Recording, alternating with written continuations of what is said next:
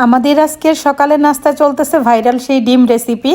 তো ইদানিং এটা আমার প্রায় বানানো হচ্ছে বাচ্চাদের জন্য, আমি নিজেও খুব পছন্দ করি। তো এটা এখন আমি সকালবেলার নাস্তা হিসাবে তৈরি করে নিচ্ছি। এটা খেতে কিন্তু দারুণ মজা। আমার রান্না তো প্রায় শেষের দিকে। তো আমি এখন চিকেনগুলোর উপর দিয়ে কিছু আলু বোকারা দিয়ে দিচ্ছি।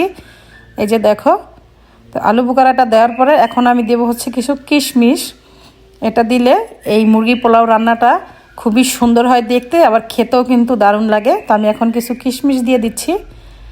আর এখন দিয়ে দিব ঘি। এই ঘিটা দিলে খুব সুন্দর একটা স্মেল আসে।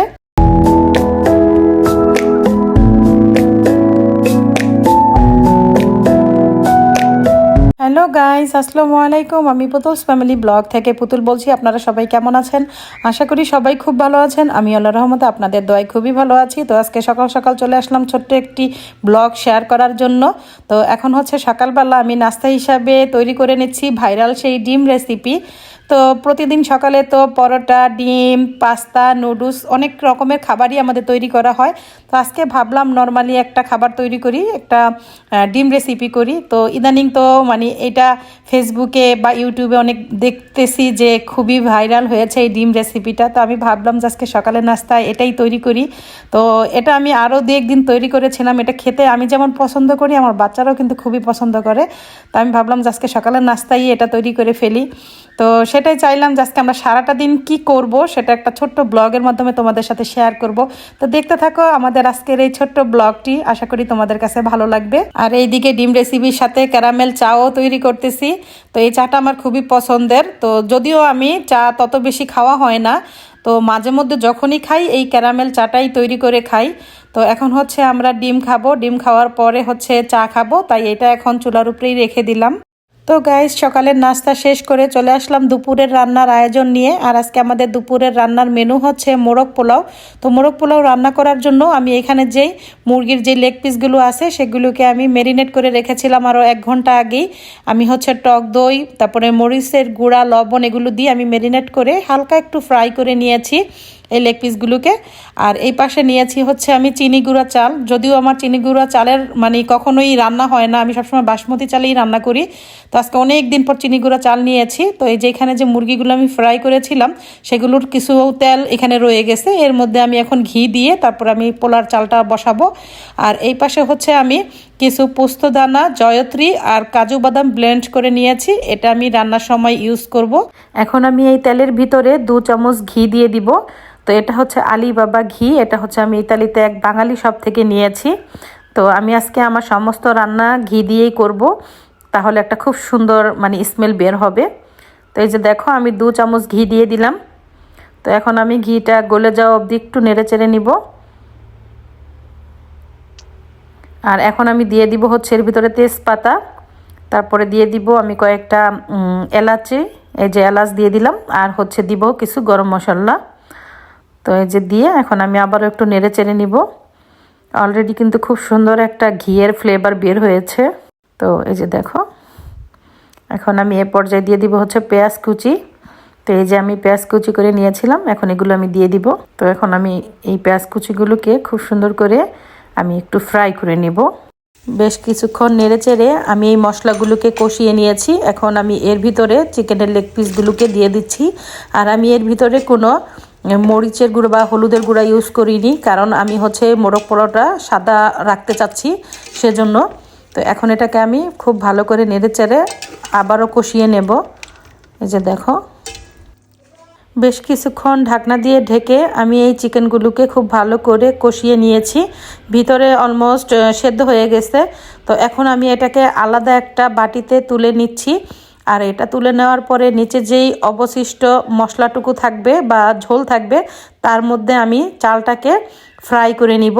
আমি কোনো আলাদা মশলা আর ইউজ করব না চালটা ফ্রাই করার জন্য। আমি এই মশলার ভিতরেই চালটাকে দিয়ে ভালো করে ফ্রাই করে তার মধ্যে পরিমাণ মতো পানি দিয়ে দিব। চিকেনগুলো তুলে নেওয়ার পরে নিচে কিন্তু বেশ খানিকটা মশলা রয়ে গেছে। আমি সেই মশলার ভিতরেই চালটাকে দিয়ে এখন ফ্রাই করে নিব। তো তোমরা তো দেখতেই পাচ্ছ যে আমি আলাদা আর কোনো মশলা ইউজ করিনি। মুরগি পোলাও রান্নার ক্ষেত্রে এই মশলাটার ভিতরেই কিন্তু চালটাকে ফ্রাই করে নিলে খুব সুন্দর একটা স্মেল বের হয়, আর আলাদা কোনো মশলা ইউজ করা লাগে না। আমি কিন্তু বেশ খানিকটা সময় নিয়ে চালগুলোকে খুব ভালো করে ফ্রাই করে নিয়েছি। তো এখন এর ভিতর থেকে পটপট করে আওয়াজ বের হচ্ছে, তো বোঝা যাচ্ছে আমার চালটা খুব ভালো করেই ফ্রাই হয়ে গিয়েছে। তো এই পর্যায়ে আমি এর ভিতরে পানি দিয়ে দিলাম পরিমাণ মতো। তো চালটা যেই পরিমাণ থাকবে তার দ্বিগুণ পানি দিতে হবে। আর আমি দিয়ে দিলাম স্বাদ অনুযায়ী লবণ, আর দিয়ে দিলাম কিছু আস্ত কাঁচামরিচ। আর এখন আমি এর ভিতরে দিয়ে দিব কিছু পাউডার মিল্ক।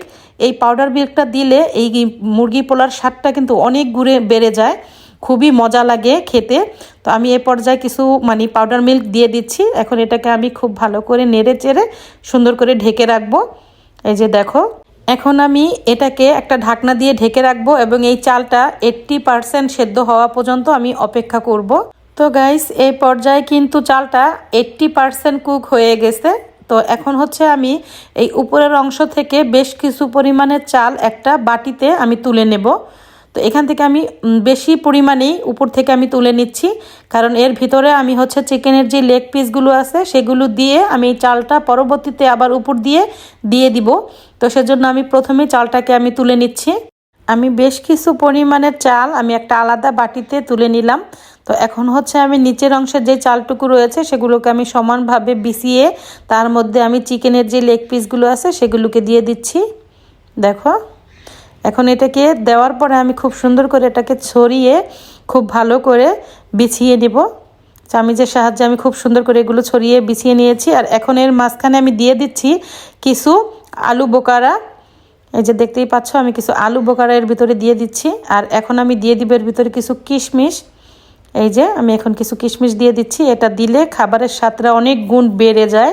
তো কিশমিশটা দিলে দেখতেও খুব সুন্দর লাগে, খেতেও দারুণ। আর এখন আমি এর ভিতরে দিয়ে দিব হচ্ছে ঘি।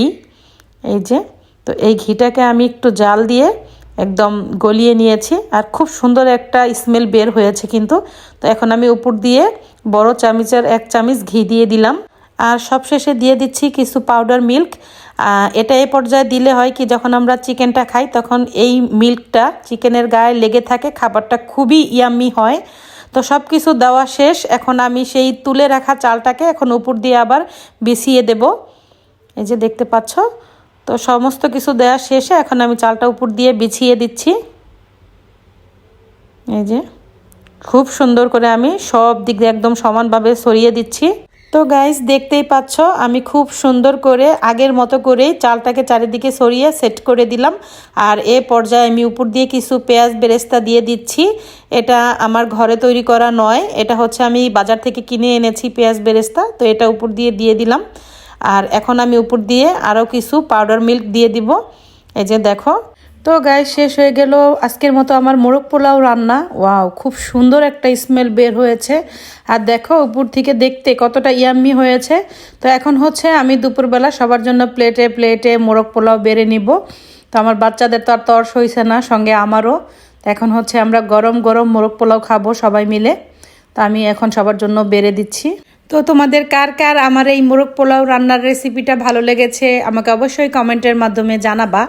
তো আমি সেটাই চাইলাম যে আজকে আমরা পুরো পরিবারের সবাই মিলে বাসায় কিভাবে কাটাচ্ছি সেটাই একটি ছোট্ট ব্লগের মাধ্যমে তোমাদের সাথেও শেয়ার করি। তো আমি আশা করি আমার আজকের এই ছোট্ট ব্লগটি তোমাদের ভালো লেগেছে। তো এখন যেহেতু আমরা সবাই মিলে দুপুরে লাঞ্চ করতে বসবো, তাই আর কন্টিনিউ ব্লগটা বাড়াতে চাচ্ছি না। আজকের মতো তোমাদের কাছ থেকে বিদায় নিয়ে নিচ্ছি। দেখা হবে পরবর্তীতে নতুন কোনো ব্লগে। সেই পর্যন্ত সবাই ভালো থেকো, সুস্থ থেকো। আজকের মতো সবাইকে বিদায় জানাচ্ছি। খোদা হাফেজ।